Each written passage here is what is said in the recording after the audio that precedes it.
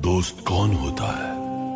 दोस्त वो शख्स है जो रात में बगैर किसी खौफ के पैगंबर अकरम के बिस्तर पर सो गया था, जिन्हें शाह विलायत कहा जाता है। वो हजरत अली हैं।